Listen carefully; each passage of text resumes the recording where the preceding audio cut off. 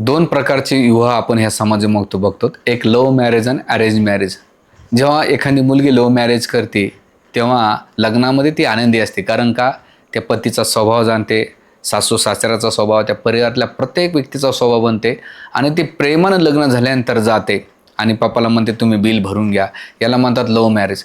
दुसरे arrange marriage. Arrange मॅरेजमध्ये काय होते, मुलीला नवऱ्याचा, सासू सासऱ्याचा, देर ननंदचा स्वभाव माहीत नसतो, तेव्हा ती रडत जात असते.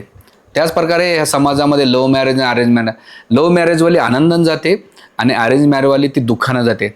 तर त्याच प्रकारे आपण समाजामध्ये दोन प्रकारचे व्यक्ती पाहूया.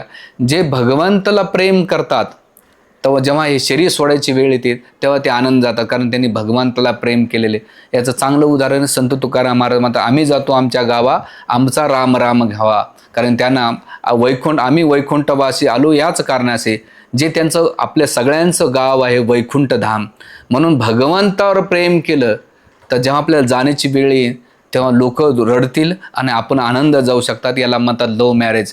आणि अरेंज मॅरेज म्हणजे काय, जसे ती नवरी सासरी जाताना रडते, तसं या भौतिक संसारामध्ये व्यक्ती संसाराच्या प्रति आसक्त राहतो, भोगाच्या प्रति आसक्त राहतो, व्यक्तीच्या वस्तूच्या प्रति आसक्त राहतो. आणि जेव्हा त्याला सोडण्याची वेळ होती तेव्हा तो दुःखी होतो आणि त्याला सोडूशी वाटत नाही. तो विलाप करतो, दुःख करतो, शोक करतो, पण त्या मूर्तीसमोर त्याचं काही चालत नाही. म्हणून प्रत्येक व्यक्तीनं भगवंतावर प्रेम केलं पाहिजे. आणि त्या प्रेम कसं होईल, जेव्हा आपण भगवंताच्या भक्तीमध्ये संलग्न होईल तेव्हा त्या प्रेमाची आपल्याला प्राप्ती होऊ शकेल. तुम्हाला ठरवायचं लव्ह मॅरेज करायचं का अरेंज मॅरेज.